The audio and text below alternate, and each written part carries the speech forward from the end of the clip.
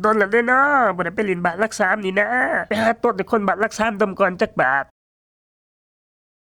ไปหอดปึ๊บสิตดปูดปาดยังไงโหลดฮ่าเบิ่งทดลองพลังงานก่อนจักบาทฮ่าทั้งเหม็นทั้งดังสะใจโว้ยฮ่า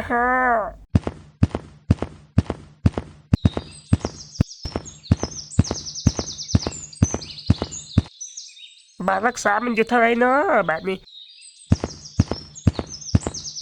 บ้านรักษามันอยู่ทางใดเนาะ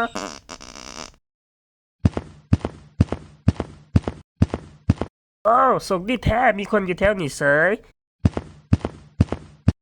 สบายดีขอถามทางเขาหนึ่งแหน่ได้บ่ได้แล้วโตมาแต่ไสสิไปบ้านได้ล่ะนี่เขามาแต่บ้านเส้นใหญ่ว่าสิไปบ้านรักษานี่แหละ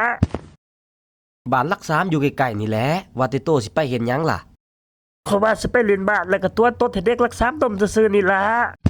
โอ้ข้อยอยากเห็นเด็กหลัก3ดมตดคือกันมาเดี๋ยวข้อยจะนำทางไปบ้านหลัก3เองเนาะจะได้กันสิไปนำกันล่ะข่อยซื้อต้นแล้วโตซื้อหยังล่ะข้อยชื่อว่ามิงจื้อง่ายสบายหูไปเดี๋ยวสิคำมือตื่นตาแต่ก็ว่าคนบ้านรักษานี่ตัวง่ายอยู่บ่ว่าสิตัวให้มันดมตดนี่นะ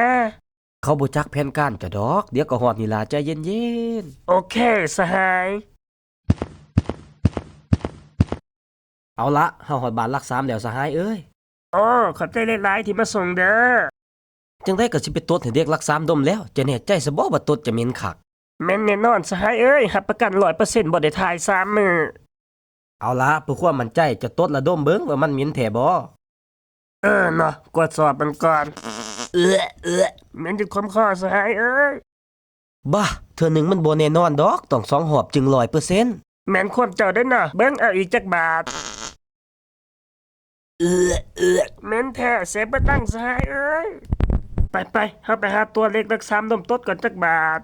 ฮ่าๆคอยนี่เด้เด็กบ้านรัก3ที่เจ้าอยากตดใส่เป็นจังไดล่ะถึกเด็กรัก3ตัวให้ดมตดตัวเองเจ็บใจบ่ล่ะฮ่าโอ้ยนะทั้งเจ็บทั้งเหม็นกูบ่อยู่ดอกแบบนี้กูอ้าย